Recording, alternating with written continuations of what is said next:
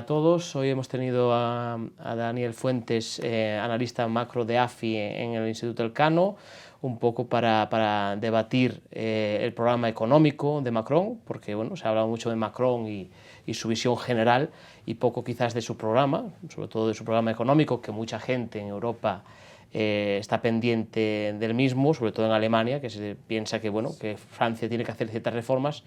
Quizás nos puedes resumir en un par de minutos cuáles crees que son las prioridades de Macron a nivel de economía política y de política económica. Sí, yo creo que el primer punto muy breve es que en realidad su programa no ha sido plebiscitado, es decir, ha salido elegido en un contexto de fractura social muy evidente y por lo tanto la línea conductora de esos 5 años de mandato tiene que ser resolver ese malestar social que yo creo que subyace claramente a los resultados de estas elecciones. Pero desde el punto de vista puramente económico, yo creo que tiene que conciliar dos cosas, ¿no? y es un poco la señal que ha enviado en su campaña electoral y que le distinguía de otras propuestas de corte reformista, liberal, más de anglosajón, como podía ser la de Fillon. Es que tiene que conciliar, por una parte, la credibilidad en reformas estructurales, no solo porque sea una petición más o menos implícita por parte de la comunidad de países comparables en la zona euro, sino por necesidad propia, ¿no? De sostenibilidad de sus propias cuentas y de mayor eficiencia en el gasto público. Tiene que conciliar, por lo tanto, esa necesidad de reformas estructurales con una idiosincrasia francesa que consiste, bueno, en ese mantenimiento de servicios públicos fuertes que forma parte del acervo no solo cultural sino económico francés. Y ese va a ser su desafío. ¿Hasta qué punto puede llevar a la práctica necesarios ajustes fiscales que va a tener que afrontar, ¿no? Él estima unos 60.000 millones en los 5 años de su mandato, los recortes de gasto que pueda afrontar, que deben ser más explícitos de lo que hasta ahora mismo ha circulado en sus documentos, pero ese va a ser su desafío, ¿no? Cómo conseguir ese mayor recorte y sobre todo eficiencia en el gasto público con un respeto a esa idiosincrasia de servicios públicos fuertes franceses. ¿No tiene alguna propuesta muy concreta de fiscalidad, que son las que probablemente tengan más debate, como suprimir el impuesto de bienes inmuebles para los hogares del 80% de menos renta, como reducir el impuesto de sociedades del 33%, el tipo general, al 25%, que es más o menos el estándar europeo ahora mismo, en economías comparables. Y luego, bueno, seguramente con el detalle que más o menos ha prodigado en su programa, pues incentivos a la inversión pues de corte pues más keynesianos, orientados básicamente a la descarbonización, a la innovación, a la digitalización y yo creo que en definitiva a incrementar la competitividad básicamente del sector industrial, que es probablemente uno de los grandes desequilibrios macro, aparte de las cuentas públicas de la economía francesa, ¿no? Esa pérdida de competitividad que no está exclusivamente relacionada con la crisis de 2008, es decir, viene ya de atrás y que se ha convertido en un problema estructural que debe atacar, claro. Porque mucho del programa también es ahorro, ¿no? Y hacer justamente el sector público tan presente en Francia más eficiente, ¿no? Y eso lógicamente pues implica ciertos recortes o ciertos ajustes también, ¿no? De gestión, etcétera. Y después tenemos el tema también de la reforma laboral, ¿no? Que en principio todas las decisiones se van a tomar más a nivel de empresa que a nivel sectorial. Y entonces, bueno, son reformas de calado en principio.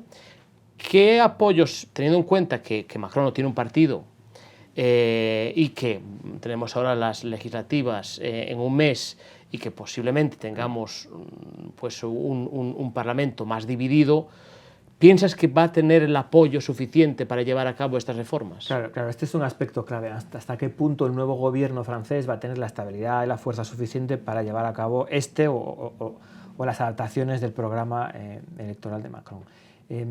Yo creo que, bueno, la clave por supuesto es si conseguís una mayoría parlamentaria, que parece difícil que la pueda conseguir, y de no conseguirla, que yo creo que es el central, hacia qué lado de la balanza se va a inclinar, ¿no? Si va a buscar una colaboración en los republicanos o si va a buscar una colaboración en el Partido Socialista, dando por supuesto que las opciones extremas, tanto Frente Nacional como France Insoumise, probablemente no obtengan una representación sustantiva en la Asamblea Nacional. Algunas pistas sí hemos tenido en estos pocos días, ¿no? Algunos primeros espadas de los republicanos parece que prefieren posicionarse directamente ya en la oposición, ¿no? Como quien, bueno, su programa no lo hemos plebiscitado, no lo hemos avalado y por lo tanto nosotros no formaremos parte de ese proyecto, ¿no? Más factible parece a priori algún tipo de colaboración, de no conseguir mayoría propia con el Partido Socialista. Lo que yo creo que seguro ocurrirá, con una probabilidad muy alta, es que va a tratar de formar un gobierno multicolor, en el que veremos miembros de los republicanos, veremos miembros del Partido Socialista o ex del Partido Socialista y luego gente propia, ¿no? Me inclino a pensar que no va a haber una gran inestabilidad parlamentaria en la próxima legislatura, pero desde luego ahora mismo es el elemento de incertidumbre en el próximo mes, ¿no? Si el próximo mes la legislativa se puede cerrar ese ciclo electoral con una estabilidad parlamentaria razonable, pues yo creo que el elemento sistémico de Francia como riesgo en zona euro desaparece y ya será pues más riesgos de naturaleza doméstica como puede haber en cualquier otra economía. O sea que al final Macron tiene que convencer y crear esa gran coalición para hacer esas reformas.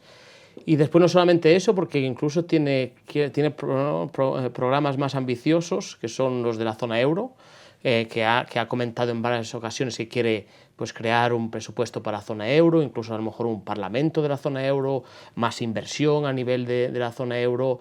¿Crees que va a tener la capacidad también de convencer a los alemanes, que en estos casos tienen casi poder de veto en estos temas? Yo creo que la parte buena de ese mensaje es que hay una voluntad manifiesta de poner a Europa en el centro de las preocupaciones no solo de política económica, sino de construcción social. Yo creo que eso es un mensaje positivo, ¿no? También es verdad que hasta ahora ha habido mucho de retórica, porque es un poco lo que corresponde también a una fase preelectoral. Me cuesta pensar que a sola iniciativa de Francia la Unión Europea pueda arrancar. O sea, esto está condicionado al visto bueno de Alemania. Por lo tanto, lo en principio previsible, hasta que no se cierre el ciclo electoral en Alemania, pues difícilmente veremos nada que se concrete. Y luego tenemos la condicionalidad de cualquier propuesta, incluso en un sentido que Alemania pueda ver con buenos ojos, ¿no? Y esta condicionalidad es, sí, de acuerdo, a mí me interesa, pero primero pongamos orden en ciertos desequilibrios que no acaban de ajustar, ¿no? Y claramente el de las finanzas públicas yo creo que va a estar en el foco, ¿no? Mientras Alemania no consiga dar señales de credibilidad, de un control de su déficit público, Francia, Francia, y su deuda pública no comience una senda de reducción, pues vamos a poner un poco de 2 puntos de PIB al año en promedio, una senda inercial de este tipo, es difícil que Alemania entre a aceptar reformas de calado estructurales como puedan ser, si no la de los eurobonos, porque en el corto plazo no es factible, pero bueno, pequeños pasos para mutualizar riesgos y para tratar de buscar algún tipo de arquitectura institucional según la que se pueda armonizar pues, política fiscal y presupuestaria en zona euro. Creo que la diferencia entre Hollande y Macron es que Macron ha entendido que para convencer a los alemanes tiene que hacer reformas primero en Francia y después empezar a pedir reformas a nivel europeo, y esa es la gran diferencia. Sí, yo creo que esa secuencia ahora está bastante clara, ¿no? La posibilidad de que Alemania abra la mano y yo creo que necesita ese prerequisito de primero vayamos cumpliendo de manera más o menos constatable y después esperemos que... Pero insisto, yo creo que lo verdaderamente bueno es que ese mensaje se haya lanzado y que Francia tenga la voluntad de recuperar ese protagonismo porque realmente es necesario para el conjunto de la Unión Europea, ¿no? Ese motor franco-alemán que se nos ha gripado desde hace ya bastantes años, y no exclusivamente en la legislatura de Hollande, pero fundamentalmente en su mandato. Yo creo que es necesario que Europa recupere ese protagonismo franco-alemán y de él saldremos todos beneficiados sin duda. Ojalá sea así. Sí. Daniel, muchas gracias por venir. Nada, y esperemos que vuelvas pronto. A vosotros.